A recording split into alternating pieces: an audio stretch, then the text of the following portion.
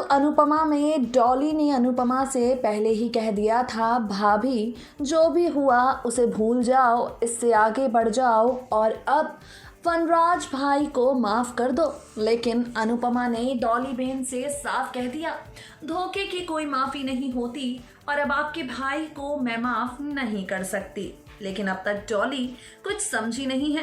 वहीं डॉली को अब भी लगता है कि अनुपमा और वनराज दोनों अपना टूटा हुआ रिश्ता बचा लेंगे और इन दोनों का रिश्ता दोबारा जुड़ जाएगा। अब शो के आगे आने वाले एपिसोड में आप देखने वाले हैं डॉली का गुस्सा अनुपमा के खिलाफ फूटते हुए। दरअसल परिवार में जो भी सारे ड्रामे हो रहे हैं, किंजल पारितोष ने जो इतना बड़ा कदम उठाया है, उसे लेकर डॉली अनुपमा और वनराज को ब्लेम करेगी। डॉली कहेगी कि भाई और भाभी अपने परिवार को नहीं संभाल पाए और अपने परिवार को बिखरते हुए देख रहे हैं चुपचाप से। अगर इन दोनों में समझदारी होती तो आज किंजल पारितोष इतना बड़ा कदम उठाते ही नहीं।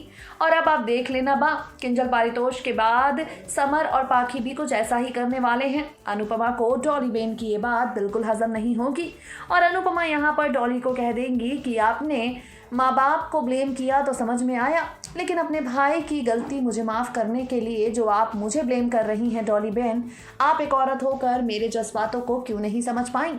यहाँ पर डॉली से अनुपमा साफ तौर पर कह देगी, मेरे बच्चों की परवरिश पर, मेरे बच्चों के संस्कारों पर उंगली उठाने का हक मैंने किसी को नहीं दिया।